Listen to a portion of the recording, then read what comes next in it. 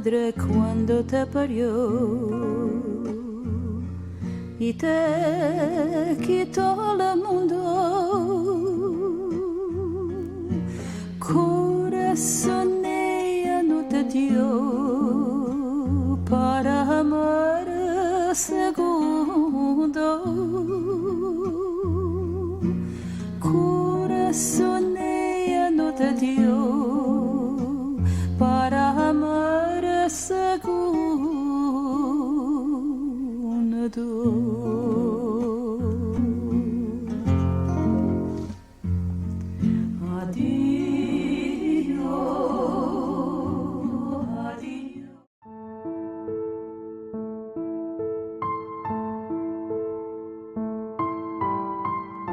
As part of the Balkan campaign in April 1941, Germany and its allies occupied and partitioned Yugoslavia. In Serbia, Nazi Germany established the military occupation administration, while Croatia became an independent state under the umbrella of German and Italian forces. Other areas of Yugoslavia were annexed by neighboring Axis countries, Hungary, Italy, and Bulgaria. Different occupation zones shaped the manner, circumstances, and chronology of the final solution in Yugoslavia. I will focus on the two largest parts of the pre-war Yugoslavia, Serbia and Croatia, independent state of Croatia during the war. There were about 16,000 Jews in Serbia living under German occupation. Jewish men were murdered in mass shootings in the proximity of Belgrade or in the fall of 1941. The Jews were disproportionately singled out as victims of German reprisals and draconian measures to quell the Serbian uprising against the occupation forces. The next stage of the final solution took place in the winter of 1941-1942, when women and children were taken to the Sajmište concentration camp established on the outskirts of Belgrade. By May 1942, they were either killed on site or in a moving van in which victims were suffocated to death with carbon monoxide. The Nazis murdered approximately 14,500 Jews, or 90% of the community. Serbia was officially announced Judenrein in August 1942. The final solution of Serbia and Croatian Jews is that they were mostly murdered in their own country and at a very early stage of the war. However, while in Serbia the murder was perpetrated by the German military authorities, in Croatia it was committed without much German interference. Hello everyone, this is Jeffery Giesener, founder of the Jewish Culture and Holocaust October 7th Remembrance and Stand Against Hate communities. I'm with four-time author Jordan Steven Sher, who has domain expertise on the Holocaust in Yugoslavia, along with his tremendous knowledge of the genocide in Bosnia in the 1990s. His books include Dark Shadows Hover, which we will focus on in today's film, along with his other books, And Still We Rise, Surviving the War in Bosnia, and his very first book, Our Neighbors, Their Voices. Let's begin by having you share your background and how you decided to write about the Holocaust in Yugoslavia and the genocide in the Balkans. Well, thank you very much. I live actually in the San Francisco Bay Area, and I've been here for 26 years. Prior to that, lived in San Diego, and prior to that, I grew up on Long Island in New York and went to undergrad and graduate school in upstate New York. I was brought up in a conservative Jewish family. The Holocaust was never too far from our memory and our fears about, what had happened, what could happen again in the future. But I got a master's in social work, ended up working in nonprofit for 22 years, then got a teaching credential later in life and taught middle school. And it was at that point, the last year I was teaching at a school that had 99% of its students from Mexico and Central America. That was during the first Trump administration, and the students were very worried that ICE would be visiting their families and taking their parents away.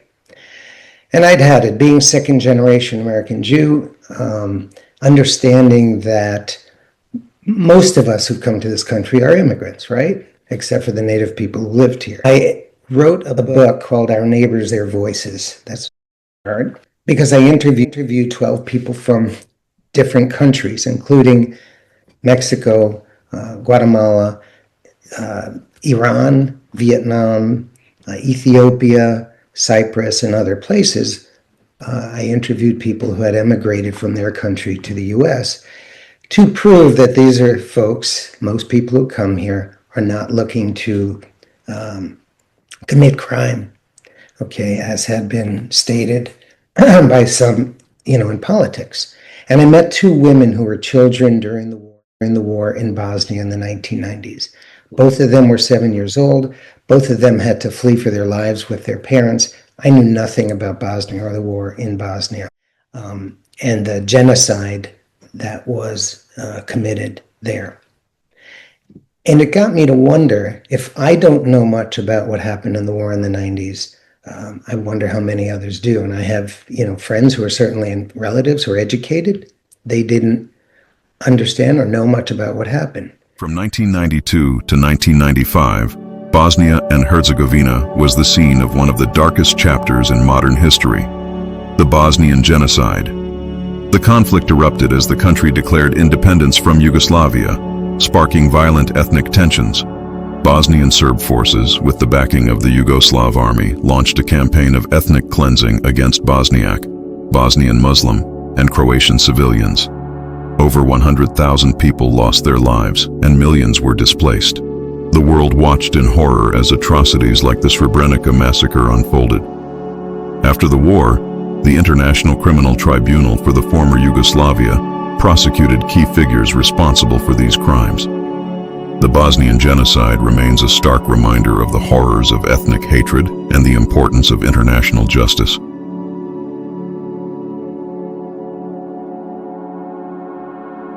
So I wrote the two books that you'd mentioned earlier, historical fiction, and one is nonfiction, where I interviewed a number of people who survived that war. Now, in the women who I interviewed in my first book, who were children at the time, and the people I interviewed for surviving the war in Bosnia, all of them lost numerous relatives during the war. All of them fled to the US. And then I got to wondering, after And Still We Rise, what happened to Jews during the Holocaust in Yugoslavia? I really didn't have much information.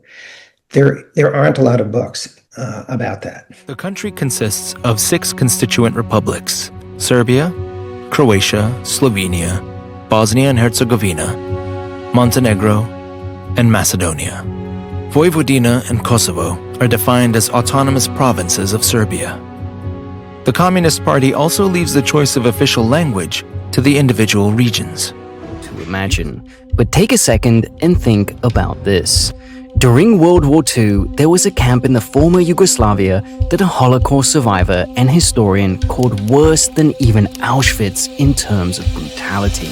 It might surprise you, but the Germans did not run this extermination camp, and it was the 3rd largest concentration camp in Europe during the war in terms of area. Today, we are going to tell you the story of fascist Croatian Ustaša and the brutal concentration camp system they built and ran, including the notorious Jasenovac camp complex, a place so brutal that their Nazi allies pressured the Croats clean it up or close it. One of the many problems between the many groups in Yugoslavia was that for centuries, they had been dominated and ruled by other nations, kingdoms, and people. In Croatia, the dominant Christian sect was and is Catholicism. At times, a fervent, sometimes zealous Catholicism. In Serbia, the dominant sect is Eastern Orthodoxy, also practiced in Russia and Greece. From 1941 to 1945, Croatia was ruled by the fascist Ustaša. In 1929, Pavelić formed the Ustaša Croatian Revolutionary Organization, which adopted many of the policies of Mussolini's fascist Italy, as well as some of its symbols. Pavelić and his supporters, like Mussolini and Hitler when they began, were not a majority in Croatia in 1929, or even through the 1930s. But as things got worse in Europe and both Germany and Italy seemed invincible, many more Croats began to join. Like Italy, Germany, and even France, just before the war, Croatia began to divide along lines of extremes. The Ustaša and other ultra-nationalists on one side, and Croatian socialists and communists on the other. Shortly after its founding, however, the platform of Pavelić and the Ustaša rested on these 4 things: that Croatia was for Croatians only, that Catholicism was the sole religion of Croatia itself, but that Islam in Bosnia was acceptable as it brought order to the region, that Serbs, Jews, and the Roma people were inferior and needed to be either expelled from Croatia or killed, and that the nation of Croatia should include Bosnia-Herzegovina and parts of Slovenia and Serbia. On top of all that, Croatia was to be a one-party state with the Ustasha in power with Pavelić, known as the Poglavnik, or supreme leader. Even before the first German extermination camp at Chelmno, Poland, was built in December 1941, extermination camps were functioning on the territory of the NDH. The first camp, Jadovno, was built in May 1941 and operated for only just over 3 months. In that time, thousands of Serbs and Croatian Jews were killed. Estimates run from 10,000 to nearly 70,000. Numbers are hard to come by, as most of the killings took place far from sight, and the victims were never counted. The Albahari family were deported to this collection camp, and they were put into a space that had been used as a toilet. And they had very little room. They had some sweaters and some blankets, and they laid on the floor, and there wasn't much in the way of food. It was really very difficult for anybody living there, as you can imagine, being taken from your home. Now, there were 30 collection camps in the independent state of Croatia. And like I said, these camps were, certainly they were barbed wired, they were poor conditions. The Albahari family, the son knew bits and pieces, but primarily Moris would say to him when asked by Dado, and that's the son's nickname he goes by, Dado would ask Moris, can you tell me about what it was like for you during the Holocaust? You as a partisan. And he'd say, you don't want to know. In October of 1941, all the Jews in this collection camp, including, of course, the Albaharis, were to be transported to Jasenovac. And as I mentioned, Jasenovac is a death camp. But because the people had in the camp, the inmates, the prisoners, could not wait to leave the collection camp. They didn't know that Jasenovac was a death camp. They were somewhat relieved because they were leaving the collection camp. When they got on these transport trucks, they were taken to, and there's other incidents along the way, but they're eventually taken to a train platform, a train station, and they're put into cattle cars. And what should have just been, a few-hour trip, basically, took 10 hours to get to a city called Prijedor in northwest Bosnia. Now, the Albaharis knew Prijedor because they had friends and they had some relatives in the area. But the reason it stopped in Prijedor was because train tracks going beyond Prijedor to Jasenovac had to be repaired. Now, mind you, in this cattle car, small window cattle cars, it took 10 hours. Very little oxygen. There was no food, air, and they had to relieve themselves in the cattle cars. It was awful, of course. In all of the cattle cars, because it wasn't just people from Moris and his family's collection camp, they were told to throw out their dead. The doors were open slightly. They really didn't know why they were in Prijedor. They didn't know until they did learn that the tracks had to be repaired. But the cattle car doors were opened, and they were told to throw out their dead, which they did. And at night, the Ustasha, who would pretty much be there at night, were drunk. And so they didn't notice that few at a time would leave the cattle cars and go into Prijedor and knock on doors and get food. They didn't want to leave because if they went into the forest nearby, they knew that there were German soldiers, there were Ustasha, there was Croatian home guards who they could have been killed that way. The people had in the camp, the inmates, the prisoners, could not wait to leave the collection camp. They didn't know that Jasenovac was a death camp. back of the train platform in the rear, a man is yelling to Moric, and actually yelling to a soldier who was nearby, "Bring that boy to me." And it was Moric. And they turned around, they saw it was Moric's former music teacher in Dervar. So Moric goes back to where the music teacher is, and the teacher gives him a sandwich and some water and an iron bar, like a crowbar, and says, "Put this in your pants and hide it. And when you get back onto the train car, the cattle car, give it to your father. And tonight, you tell him tell him that tonight he needs to lift up one of the floorboards. You're going to lower yourself down, face down on the tracks, wait till the train leaves." And the music teacher said, "And I will be back and take you to safety." So this Italian colonel, he knows Moric is Jewish, and he takes him to the home of an Orthodox Christian Serb family who, at that point, the Serbs were still allowed to live. In fact, it was Dervar again, where Moric had originally been from. So he takes him to this family, and the colonel says, "Well, first of all, you need to change your name, change your identity, so that you're not identified as Jewish." So he takes on a pseudonym, Moric does.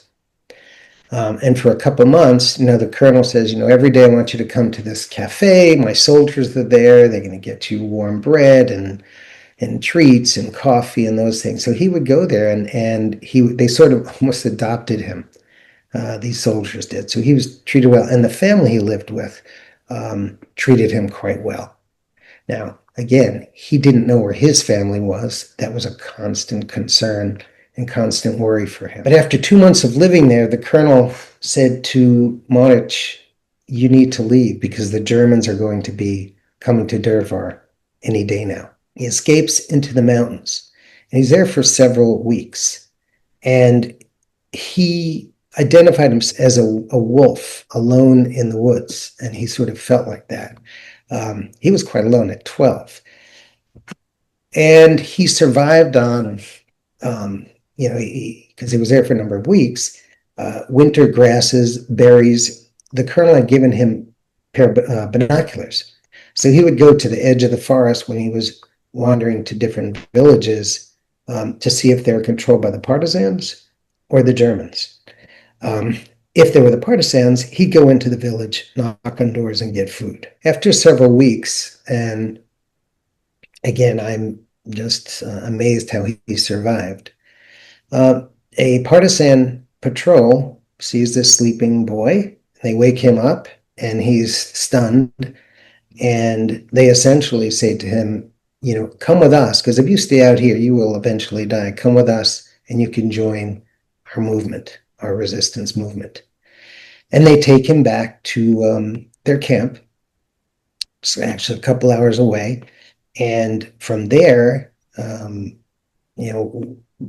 we see what kind of experience, about what kind of experience Moric had as a partisan. In the shadow of World War II, Europe's largest resistance force emerged from the mountains of Yugoslavia. The Yugoslav partisans, led by Josip Broz Tito, grew to 800,000 strong, fighting against overwhelming odds. While initially small-scale saboteurs, by 1941 they boldly established the liberated Ujise Republic in Serbia. As Nazi forces launched 7 major offensives to crush them, the partisans survived the brutal battles of Neretva and Sutjeska in 1943, coming perilously close to annihilation. Their revolutionary vision of a socialist Yugoslavia united fighters across ethnic divides, creating a resistance so formidable that Hitler was forced to divert precious resources from other fronts to combat them. He met and became friends with a few of the other partisans who were teenagers. They were older than him, but he trusted them. He didn't trust everyone. And then eventually he did find other folks, other comrades, I guess, that he trusted. But he was given the roles of photographer and courier or messenger. And he had never owned a camera in his life. had no idea what to do with it. But he was trained on how to use the camera. And the reason that there were numerous photographers throughout the Partisans was for propaganda reasons and for recruiting new members of to the Partisans.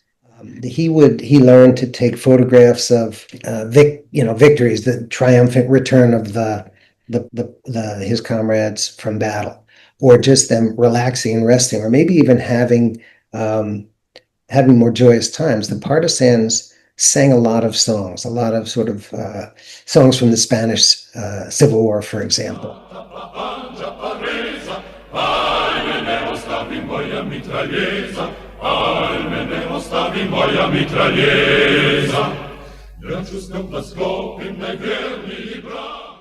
And so they tried to keep their morale up, and Moric would take photographs of them. And it sort of became a refuge for him. When he could develop the photos, which was not often because they were moving a great deal in battles, it was sort of his refuge to get into a dark room and develop them. So he eventually became quite expert at it. However, he was never able to keep any of the photos because they were property of the Tito and his fellow leaders, was property in the Partisans. And Dato, his son, found some of the diary pages. In one of the pages, he talks about how really depressed and lonely he feels. In one of the pages, he talks about, today is my bar mitzvah, but there is no celebration. So he does note these in his diary pages, and it's pretty fascinating. I was able to take some of those diary pages and create stories, or scenes really for my book, because there was nobody who was with him that I could ever find as a boy. So I had to create based on what Dato told me, based on the diary pages.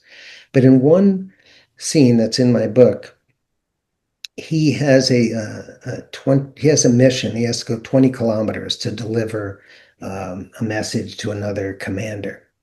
And on the way back, he looks up in the sky and he sees this British Halifax airplane, huge airplane. And he sees pilot soldiers parachuting from the plane, and he looks over and the plane crashes into a nearby mountain and explodes.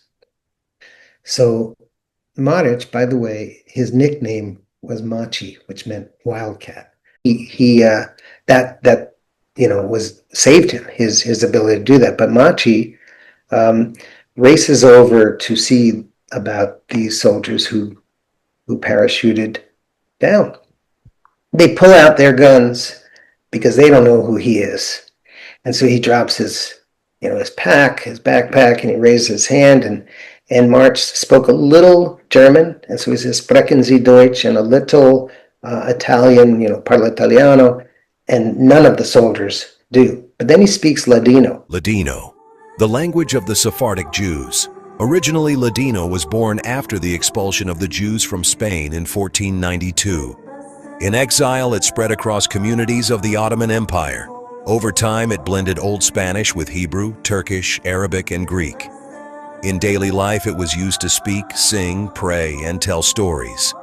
At home, the language passed down through generations. In writing, people used either Hebrew or Latin script. In the 20th century, the Holocaust and assimilation endangered it. Today, it still lives on in some Sephardic families. Thanks to them, artists and scholars are helping it revive. Through its resilience, Ladino remains a symbol of identity and memory. Sort of getting towards the end of our interview, approached the fact that you were just back in country in June, and perhaps you can tell your audience why you decided to take a trip out of the country, especially with the political state as it is. I was giving a virtual presentation in mid-May to a Sephardic group in Washington, D.C. There happened to be a cantor in the audience, and I learned that she was leading a tour group to both Jewish and non-Jewish sites in Croatia and Bosnia. Now, I had spent a number of years before learning about Bosnia, learning about both the war in the 90s, and then more recently, for Dark Shadows Hover, about the Holocaust. It was almost like my calling in the Balkans. It certainly being there exceeded expectations about what I would feel, what I would learn, and what an emotional experience it was for me to actually be there. And when you went on the group, how did they use your expertise? So I did not want to sort of supersede the tour guide's expertise. But I was able to contribute and add to what the tour guide was explaining to us as a group when it was appropriate, to add, more sort of my personal knowledge from what I had learned and the people I had spoken with to his or her explanation, depending on the city we were in. There were different tour guides. At one point, we're on the bus and someone asked, because we took a chartered bus, and one of the people in the tour group asked if I could talk to them about the war in the 90s. So it was really, like I said, for me, more just a very deeply emotional, personal experience to be here.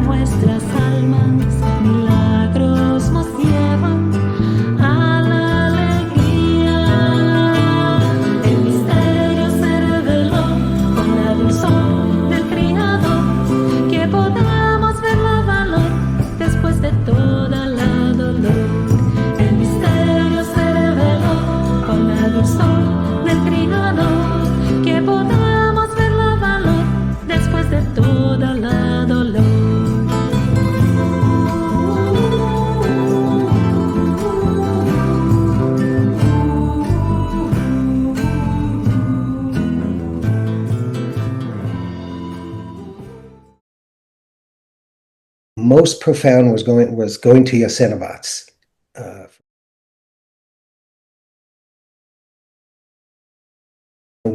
It was when you're walking through from this museum, you walk about a mile, and on the right-hand side is a replica of the transport, the cattle car that took its victims really to Jasenovac. And when you're walking, it's almost like a boardwalk, but it's the railroad ties that were used for the tracks for this transport. And I'm walking on this, going towards this, like I said, lotus blossom statue or a sculpture that was, like I said, about 60 feet high. And I'm thinking about, this looks so pastoral. It's a huge field, there's a pond, and you see the sculpture, and that's it. And I have not been to other concentration camps. I've been to Yad Vashem in Jerusalem, but never at the concentration camps where, the buildings remain, the gas chamber remains, the barracks remain, the huts. But this didn't. It was just that sculpture. And it really left me with, in my own understanding what happened, in my own mind, that these murders took place here. So that was profound. And the other was meeting Ella, Moris's widow, and Dato in person, and going to Moris's apartment in Sarajevo, where Ella still lives. And went to see the outer wall of their apartment had bullet holes, and it had actually been, the wall was partially collapsed by a tank shell. I think it was a tank shell or grenade. During the 90s war, it's partially repaired, but there's still bullet holes. Just seeing all of this and knowing what happened, as I mentioned earlier, was quite profound.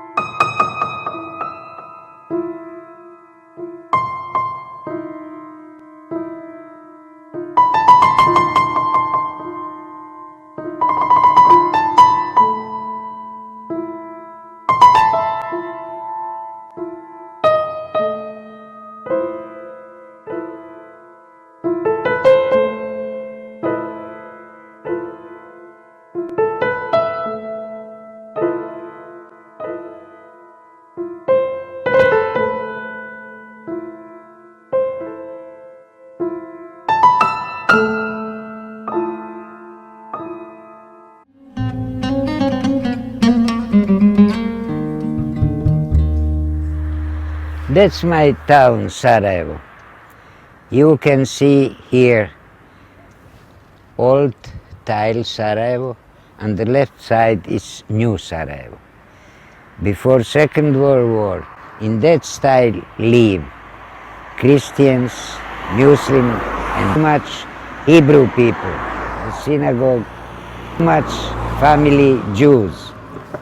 On the right side is Alifakovac, where I am. Here, much families Jewish.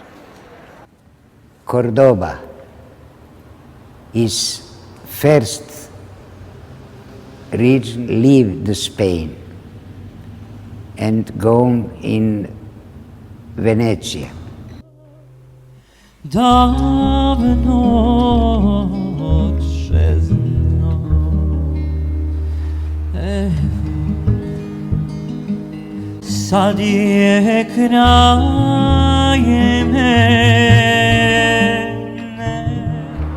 That's old synagogue and left side.